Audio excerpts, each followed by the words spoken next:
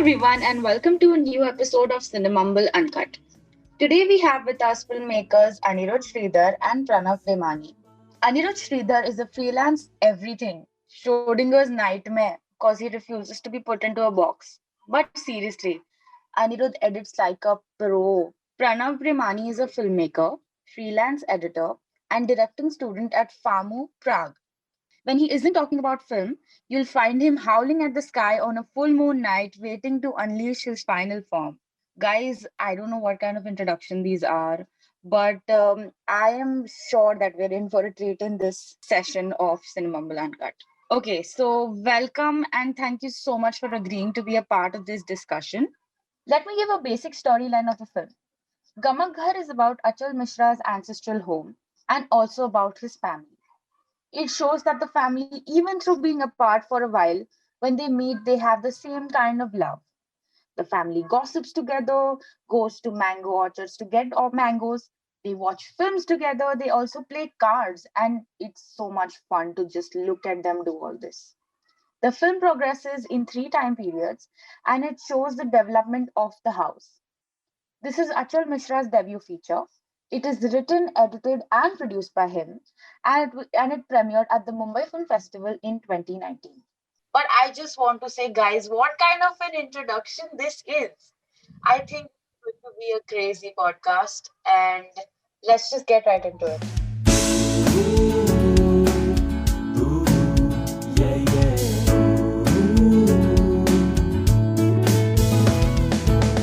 Tell me what you understood of the film and what you think about it. Ani, you want to start?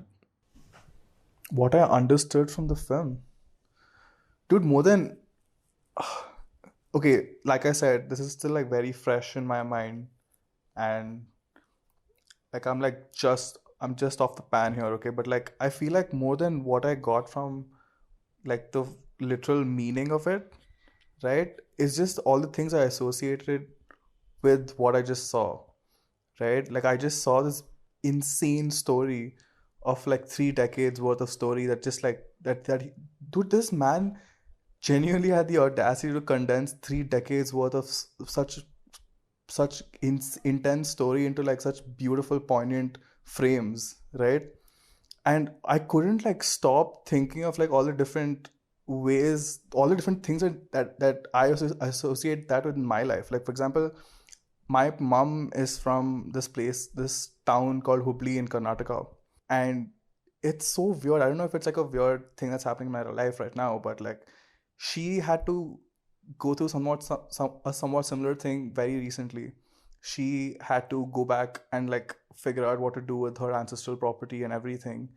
And she literally came back home with like some of the things that she found there that belonged to her dad and her grandparents and stuff like that. And it was so absurd because I personally couldn't relate to that all that much. She was like, oh, look at this photo, look at this weird, like there's this thing called pagade that people used to play in villages and stuff, and she got like that entire mat and everything home, and she's like, look at this, look at that. And I was just like, mom, just let me live my life, bro. Like stop bothering me. But then like I was watching this and I was just all I could think of was like that house back in the day, and when it was just so lively. For example, that whole 90s segment of the story, it's so beautiful, dude. Honestly, it's just like these kids running around. These old men playing cards. They're just like talking about random things. It was like people going and getting fish. It's adorable, man. Honestly, it's just like I don't know. I related to it a lot because I personally associated it with like the beauty of the impermanence of time, right? It's so poignant the way he told that. I don't know, Pranav. I think that's exactly what you're saying is what the director, I think Achal Mishra, that's what he wants the audience to think, right? Because if you look at the film, the characters aren't like fully fleshed. You don't like you aren't thrown into them. You're seeing the film from the perspective of the house. So you're able, as a viewer, you're able to put yourself into the film and relate those stories to yourself because of like even the pacing of like how it is in a village normally. Because it's paced so slowly, it gives you that time to kind of reflect about your own life. And there's usually this happens a lot of indie artsy films, like film festival type films, where it's not intending to get this story out to you in like this condensed 90-minute plot that will do well in theaters and like something that you can sell, right? You're telling a story for the sake of telling a story. There's this director, I think Swedish director, I hope I'm not wrong, called Roy Anderson, and he has a similar format in his films where he'll have extremely long takes. It's kind of like a play, even this film, like the extremely long takes, no cuts. It's on a camera's on a tripod, and you're watching it unfold, right? There's no movement of the camera. So that's exactly what Roy Anderson does as well, and you kind of, you're put in this position of like outside looking in, like it's especially the way he's framed it with the perspective of the house. So there's so many shots where he's chosen to frame it based on the house's location rather than the character's location. Like as filmmakers, we tend to put our characters in the center. We look at rule of thirds. We'd like decide, okay, this my character is going to be on the left side, or my character is going to be in the center of the frame. But he's decided to frame it based on the house. So the pillars of the house should match the rule of thirds. That should be in the center, and then the characters are wherever they are.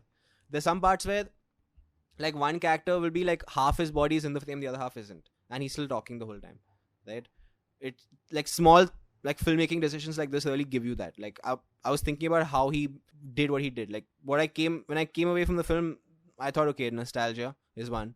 How am I nostalgic about this dude's childhood? Right? Because it's an autobiographical film. So how has he made me feel nostalgic? That's the first thing I was thinking about.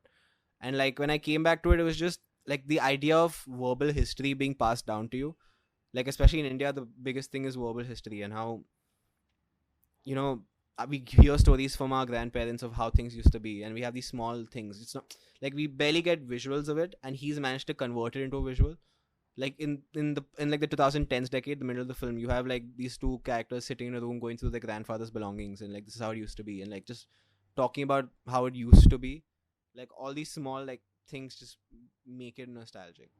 Oh yeah, there's so much more, but Dude, you know what's really interesting? Like, when you said the characters weren't that fleshed out, I kind of agree with you, but like, dude, what was so interesting was how profound and like on the surface those dynamics between those characters were. Like if you yeah, notice, you like, understand every it. every scene, the range and the dynamics that he explored in this one like 90-minute thing, which first of all I didn't feel the pace at all. Like going in, I thought it was going to be like an indie artsy film that I'm going to be like dreading, and I want to be like sleeping through like 8 power naps. But like, dude, I didn't feel the pace at all. I was genuinely very into it. Okay, anyway, coming back to this, what I meant by like the different dynamics was, think of the kind of characters that he put in frame, right? He had everything from like a father-son dynamic, a wife-husband dynamic, to an old woman and her maid dynamic. It was so cute, dude. It was, for example, there was a whole mother-in-law and mother-in-law, daughter-in-law, and son dynamic where the son goes down to bend and like touch the feet of the grandmother, right? Except he does this half-ass bow, and his mother whacks him and like makes him go down the full way. And it was so cute, like those little moments that he captured so well, those dynamics between these incredibly diverse characters from and that was so beautiful for me, dude. I was just like, throughout the film, more than it being about the different characters, it was about the relationship between these characters. And that was so cute. Like, irrespective of who these characters were, they were still grandmother and grandson. They were still father and whatever and daughter. They were still like, there was this really cute moment where the old lady is talking to her maid who's squatting on the floor next to her, and it's like a really like, it's just, I think this was the 90s wala decade. I'm not I don't remember, but basically she's talking about like how he's moved to Patna, and like he has his massive house with like servants and everything, and the maid is just looking at him because she has no context of any of this. But the I only think that's person this 2010. grandmother. Yeah, I think that's Yeah, already. sorry. Yeah, my bad. Yeah, it's But 2010. that's what I'm saying. This grandmother, like the maid has no context to any of this, but the grandmother can only boast to one person around her, and that's the maid. Right? And it's just adorable, dude. Like the way he's captured those poignant moments between like, and he's done it so well. It's so subtle. That's the Like, thing. Like in the the moment, the hardest thing to do is like balance relatability with authenticity, and like it's he's both. made it It's authentic both. and relatable, which is insane. Because we get it, we know exactly what he's Love it, talking dude. about, and it's still so authentic to Yeah, what he's talking about. It's quite innovative that way. agreed.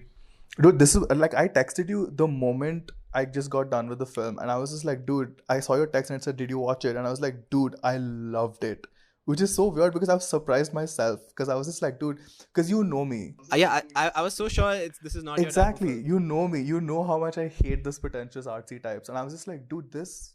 I didn't reply to you because I wanted to hear what you say now. I was shook, bro. I was dead ass shook it, Max. That's my millennial Dude, review. yeah, man, the ending also.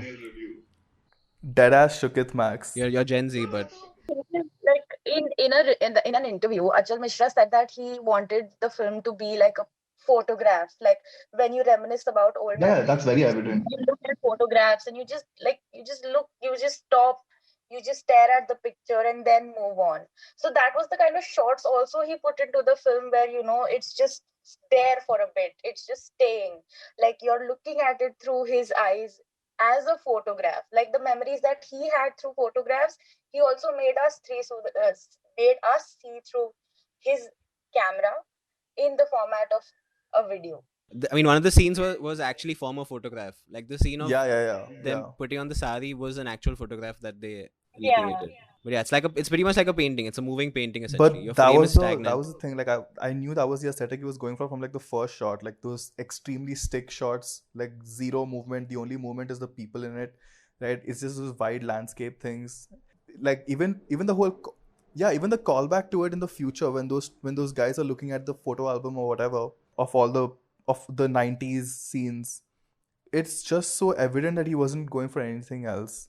And I don't know, dude. And even talk about the grade, talk about the aspect ratios, dude. Like they're so intentional and like it was so calculated. Yeah, I you love it. need to decide that in pre-production. Yeah. And but that's the thing, right? Like that's how, like, think of how film has evolved since the 90s. We went from square frames to like wide frames to now like extremely anamorphic, like 16. Even the way he into, color graded, I could be completely wrong, but like the way he color graded the 90s was very like 16 Pinkish. home footage, right? It was Like warm. Yeah. It was warm tone. Yeah, it was very warm. There were like light leaks. It felt like old film. Like if you're a home movie, like it felt like that. He color graded to look like that, and that aspect ratio is 8 aspect ratio. Dude, but those colors, man, his use of color is just so it's yeah. And he I want edited to also. beat him the way. He says that he wanted to show the progression of the house, and that is why he used the colors in that way. So in the beginning, it's very warm, and then it's neutral. Like in 2010, Yeah. the 2010 bit, it's very neutral. And when the house is about to be broken down, spoiler alert, it's all dark. I mean, they don't break it down. They break it down to build it back up. No, but they break it down. What? I only saw the first 10 minutes. I have no idea. It's gloomy because it's breaking down of the old memories that was there in the house. The house directed the film. Dude, you know what's funny? Sorry, I my actually like turns out. So I went on Instagram. I searched the director's name. Turns out I already follow him. And there was a picture he put up a few days ago of like the tree from the film, like in the the tree covered in fog and stuff. And I liked this picture on Instagram, and I had no idea it's from the film. And then I went back. I'm like, wait, okay, now I get what this tree is. Is he a photographer? Who is he? Oh, I have no idea of any of the backstory of this. No, you should check out his Instagram. He is such a good photographer. He started off as a photographer. That's where Yeah. his mind comes from. So it's Okay, guys, let me tell you two facts about the film, okay? Achal Mishra was only 22 years old when the film came out. It's based on his actual home. Yeah, Oh, cool. his grandfather built in the 1950s. That makes me feel really good Wait, about myself. did you say he's 22 years old when the film came out? In 2019. Oh Jesus Christ! Oh, I didn't need that information. Okay, Okay, I think if I jump out the window, it'll kill me.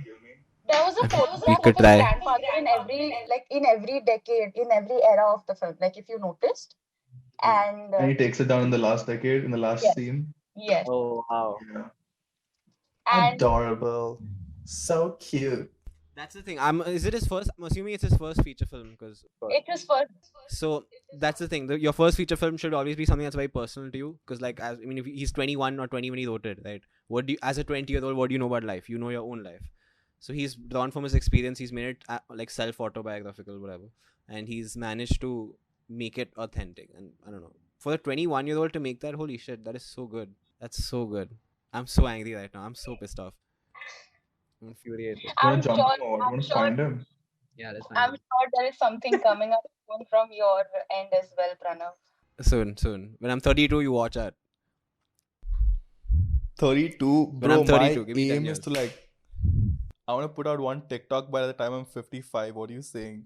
Yeah, that's a good idea, you know. It's a good timeline, no? Hmm. Yeah. Catch me doing Renegade at 50. Okay, the second fact is that the movie displays the culture and heritage of the village by concentrating on the traditions, language, music, and it is also mainly improvised because the characters were not comfortable with their dialogues and they thought that it Were they all authenticity. non-actors? Yeah, They were all people from that they area, were yeah. all real people. His family, his villagers, it was all very real. That's the thing. That I understand. I like it's very evident that they're all people that he knows. But the main guy, the main characters, were they all non-actors as well? I think they would be actors because they were No, quite. but I think the main character was the house more than the people. Yeah. But he means like the acting parts. I Yeah. think they were actors. But what the thing is, like he mentioned also in like in an interview I read where he was like, you know, when the way he wrote the script was completely different from how the film turned up because his reality of what he thought the village was versus the actual reality of when he got to the village were completely different. So once he got there and he met the people, they were like, no, this is not how it's done. This is the ritual. This is how we do rituals. Like this is how we speak. A lot of the dialogue is improvised to how they talk. You know, all that stuff you can't write that unless you have people who know that, right? And that makes the biggest difference. One scene in the beginning of the film where these guys are playing cards and they're just talking about it's just this old man and this other guy talking about Yeah, it was so nice. whether he won or not. And it was adorable. Just that dynamic, dude. How do you capture that? How do you write that dynamic, man? That's so fucking cute. Sorry, that was my first F-bomb. The same thing happened when the three characters were talking. It was in the 1998 bit as well and in the 2010 bit as well. The food one, right? Yeah, the goat. Yeah, they were talking about goat. goats in both the conversations. But it was fun to listen to. I swear I've heard conversations exactly like that. That's the thing. I've heard those exact conversations. Like you hear that. That's so good. Even the bit where the ladies are sitting and they're discussing about saris and bangles. And that's like you go to a family function. You go to a family function and your elder, like the ladies in your family are discussing about all this. Oh, like what did your daughter get? What did my son get? Stuff like that. Dude, It's that's what just I'm so saying. authentic. The way he wove this like incredibly intricate, web of like family dynamics is just insane. Like it's so rich in like feeling, emotion. It explores so many like the sociological like conditions that we have in like rural India right now. It's so cute. And it works It's not because cute it's not sometimes, bogged but- down by plot, right? Like there's Yeah. not this intricate storyline he has to follow. He's able to just show you the slice of life, show you how they like a day in the life would be, like how they're living. You see them in three different distinct moments. You see them a special occasion in the 90s, then they reunite in the 2010s, and then you see the house in 2019. And he's not bogged down by the idea of trying to follow this idea of what a film is supposed to be, and you're able to get that authenticity because you're not worried about, oh no, this character is supposed to have this moment of realization, and then that character, like it, that's like he just does his own thing, and that's what makes it what it is. Yeah, makes sense. I loved his attention to detail also, dude. My God, the attention to detail. You know that one they're taking that family photo and there's this one uncle who's still putting his kurta on. Dude, the blocking is beautiful. Yeah. Yes, dude. That's the thing, right? Like as filmmakers, we think, okay, the scene is going to be the family taking a picture, right? And now it's your job as a filmmaker, as a director, when you're on set trying to figure out how to block this. Where are my actors going to be? How are they going to play with each other? Because the objective of the scene is simple. They're taking a family photo.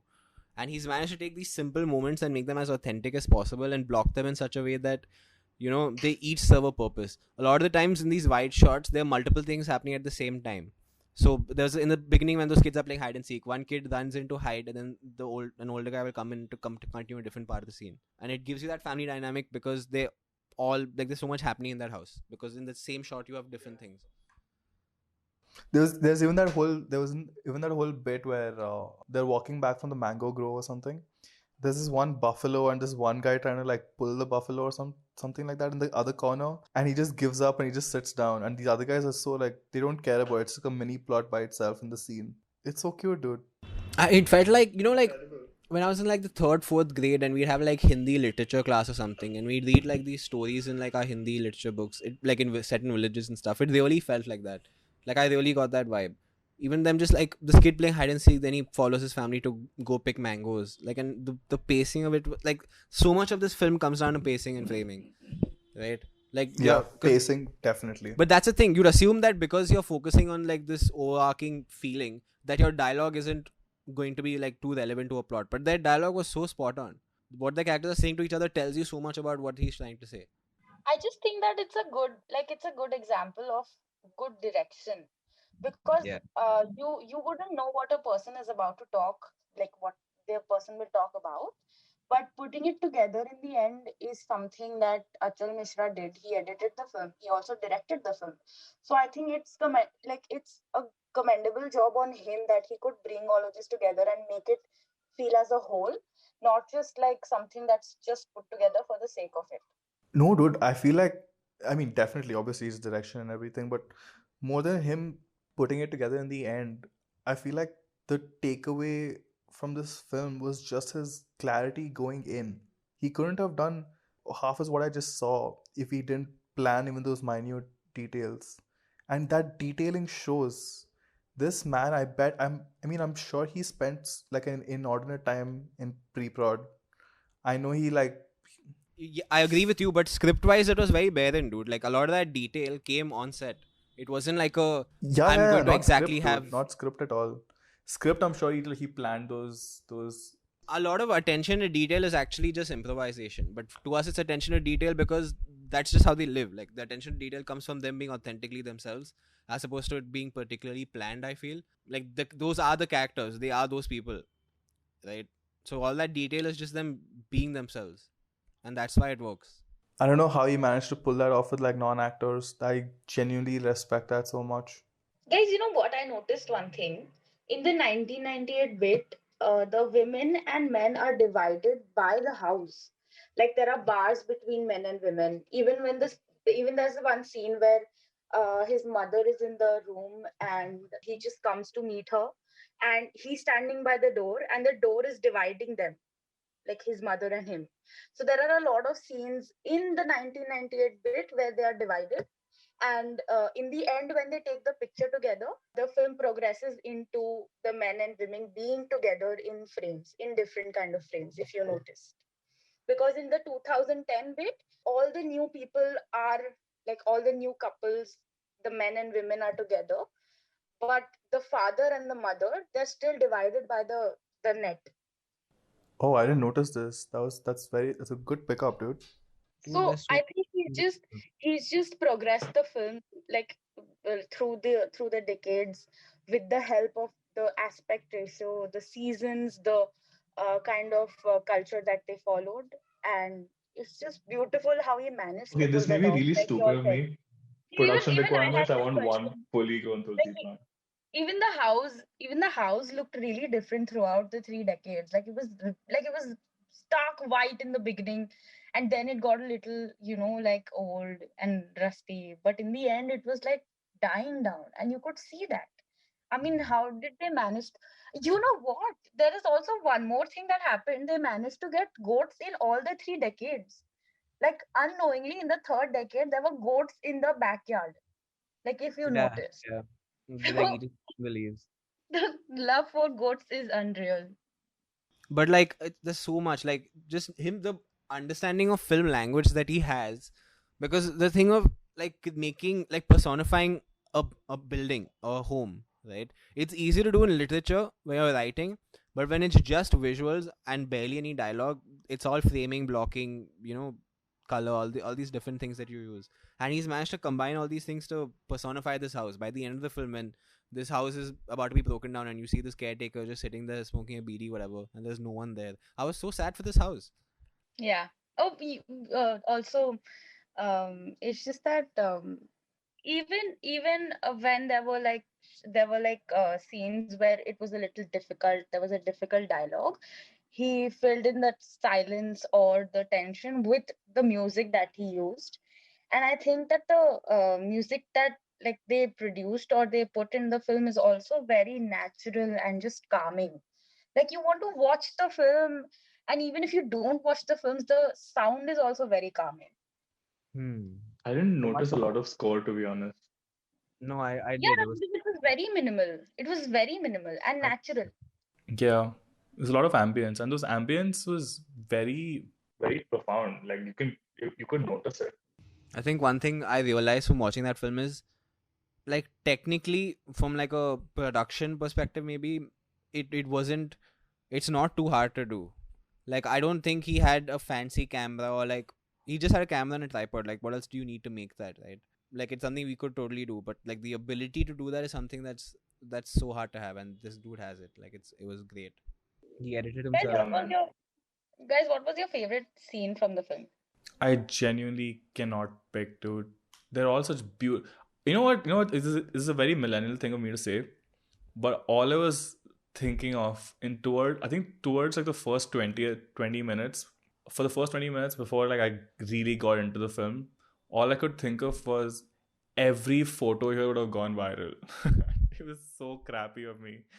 I was thinking, I was like, bro, I would totally share this. I was totally post this on my story because everything was such a beautiful frame, dude. Every scene was so good. It was like a story in itself, right? You have a scene where this little kid is hiding in a car and all you can see is his head, right? Or it's just those little things like it's so Instagrammable. They're literally like every scene is like a vignette of village life. Exactly, that's what I'm saying. Like I can't pick a favorite scene because he designed it in a certain way where it says every scene is a story that says way more if you just pause and watch. That's the thing. They don't have to necessarily be connected to each other, right? But they were that also. No, but like your usual idea what a film is A happens, then B happens. Like A happens because of which B happens, because of which C happens, right? But here Yeah. it's like the A happens and B happens and C happens, and they all work together, like their own way to tell you what he's trying to say. I'm gonna be honest, it took me a little while to get into the film because it did not have like an end goal sort of a thing. So it took me a while to adjust to the whole, slow kind of a pace of the film. Yeah. And like not having a story also, I got really distracted really easily. Dude, but that's the thing. I'm the average watcher. Pranav watches like indie shit. Like he watches. If you tell him to watch a light beige wall for 3 hours, he'll watch it. I can't But do that. the light beige wall was trying to tell you something. You just have to pay attention. Listen, if that light beige wall has like fucking Iron Man Coming out of it, I'll watch it, but I can't watch anything else. But The that Avengers was just a weird. to the wall. Yeah. But that's what I'm saying. It was so weird for me because I was watching it and I was not bored at all. I was genuinely okay, I don't know. I felt like I was going to get bored in the next segment, but that was exactly where there was an act break. That was exactly where he decided to stop telling one story and start telling his next story or the next decade or next this thing. And it was so interesting the way he wove that narrative together. I don't know, dude. I was genuinely into it. What I think is that him being a debutant director, like a feature film director, also helped because he could view his he could watch it as an audience as well and figure out where I should put those kind of breaks and what kind of thing will the people like to watch, because he was Definitely. very fresh. He was very fresh from the viewer side of the audience. Yeah, definitely, dude. I don't think he was trying to be artsy at all. I think he was just trying to tell a story. Like some people, I feel like sometimes you hold a shot or you cut it a certain place just to like add that, like Yeah. you Like hold there's a beat intention to what he's for- doing. Yeah, but this guy, I felt like he was so in complete control of the story he was trying to tell, right? His mastery in his craft was so evident. He was just like, he knew exactly where to end a certain story, and I loved that. A certain scene even, right? That scene where the husband and the wife are talking about how she doesn't have to go to some puja because she had a miscarriage the last time. that scene ends so beautifully. That scene ends with him walking out and her getting up and like picking up the plate and leaving, and then it cuts. That tells a story in itself. That's so beautiful. I don't know, I guess. Yeah, the thing with like films like these, because they're usually like an acquired taste. Like for an average film goer, the idea of, you know, barely any cuts, long static shots, very less dialogue. Like Long it can be takes. Incredibly long takes. Did you notice how long an average take was? yeah, I like, at least from a filmmaking perspective, I was like trying to, like, I was paying attention to all that. Yeah, it was like really long takes. There was some like 3-minute takes, 4-minute takes. They wouldn't end. That's the thing. Whenever I've been like editing films or whatever, it's always been like, oh, when should I cut? When should I switch like angle or whatever? And you just don't have to sometimes, right? And it works Yeah. better if you don't, depending on what you're trying to do. And like, it's important to know what you're trying to do when you're doing it. Yeah, like for me at least, to get used to a type of film that like you just need to take in. It's like the giving you a mood or the vibe of what they're trying to say, as opposed to this coherent plot with like a beginning, middle, and end that, you know, that follows a typical hero's journey or the 3-act structure, which is what we're typically used to. It takes some time getting used to that. It took me a while before I got over what's happening? Why isn't anything happening, right? Once you get past that barrier in film and you open yourself up to like take like receiving whatever the filmmaker's trying to tell you, because I think what happens is, when you look at it from a viewer, your goal is to be entertained, right? So You're just sitting there waiting for a story. yeah, so a lot of people who go to watch films, like filmmakers, when they make films for an audience, they're trying to entertain an audience. But with films like these, your purpose is to tell a story, right? Like if I was him, I would be very proud of what I made, regardless of if people were into it, because I achieved what I set out to do. I wanted to tell a story this way. That's exactly what I did, regardless of whether people thought it was slow or not, is irrelevant, right? So like from a filmmaking perspective, he's completely succeeded in what he was trying to do. Don't you think that whole pacing of his was like very synonymous with like how time actually flies? Like that whole slow, gradual thing. But He then did that on you purpose. look back like on it and it's been 10 years. he like so that's what exactly. So but he also had them be slow paced, because that's how village life is. So, you know, he mentioned, I remember reading this, he was like, you know, it starts off very hustle bustle, where like there's a lot happening, like, you know, people running around, kids playing, and all, like all this stuff happening, and then it suddenly slows down. Like it's that period in a village after you eat lunch, it's like the time you go take a nap, right? Like this lull after the afternoon where you're not doing much. And that's what the second phase is. In 2010s, they're just coming back. It's kind of awkward because they haven't seen each other in a while, and then it kind of picks up like towards the night, as the film's as you know, like as the night's about to end. Then okay, fine. I'm just thinking of this film as a Michael Bay film. I mean, they should have exploded the house, I feel. Yeah, I feel like one explosion was required. Yeah, that would have been poetic. You didn't tell us your favorite scene. My favorite scene, I'll tell you what, the thing with this is, it's hard.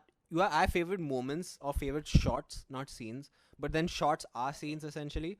Like one thing that stood out to me was, so if you look at the first shot of the film, right? It's literally like a painting. The clouds to me look painted. I feel like he's actually done something to make them look painted.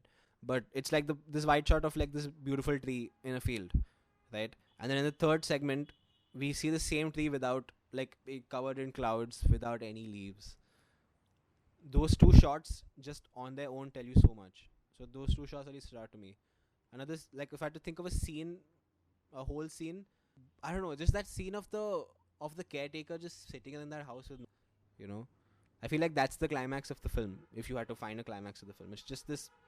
There's nobody there. He's just sitting around waiting for something to do, just smoking a beedi, drinking chai.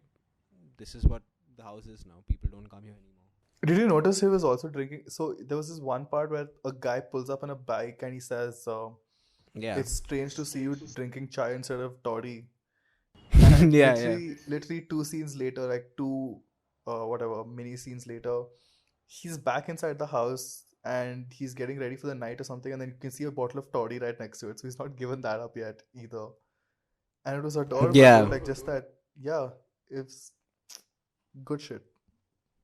It's so subtle that people would miss it, right? It's just, there's so many things like that.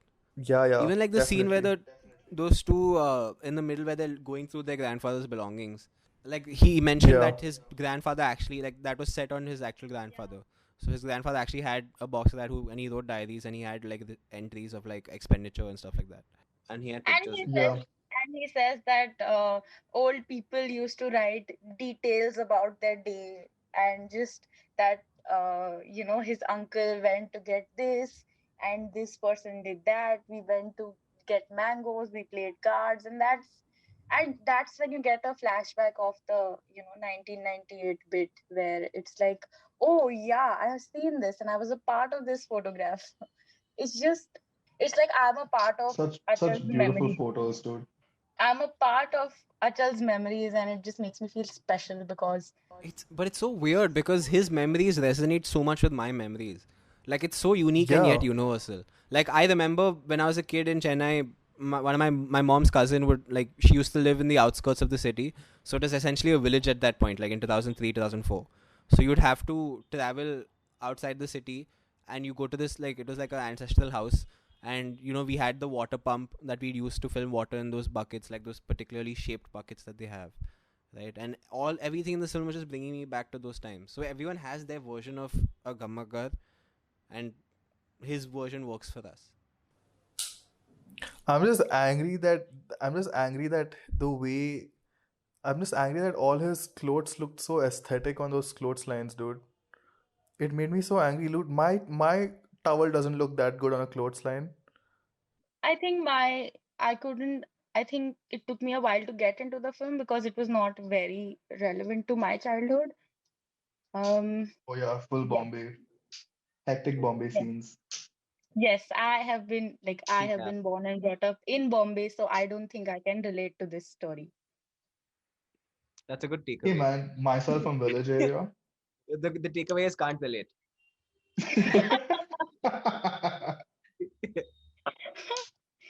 Okay, guys, do you have any final thoughts or anything you'd like to say? Yeah, watch Avengers. I think Avengers Endgame was a great film. The way Yeah, I the mean, entire character arc was beautiful. when Hannibal Lecter ate Captain America, I didn't see that coming, but it was dope. It was so It good. was I don't insane. know why Batman was there for some reason, but like it was crazy that they were able to get him. Batman was off that day, so he wanted to come. Why are you angry? Uh, Good cameo, yeah. I didn't expect it though. It was interesting. Guys, this is a podcast about Gamagar, not Avengers. Just saying. Gamakar was okay, dude. It was. I would. Yeah, it was nice. Yeah. It was nice. It was okay. Okay, Anyway, guys, I think that's about it for today's podcast. Thank you so much for being a part of easy. this. See you guys. Thank you for having So me. I'll yeah, send dude, you. honestly, so glad.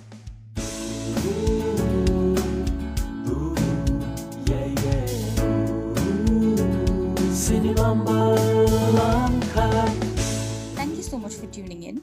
If you enjoyed this podcast, you can listen to our previous podcast, which was on the film Ibaleu, along with film critic Mike McKell and writer Mayank Malik.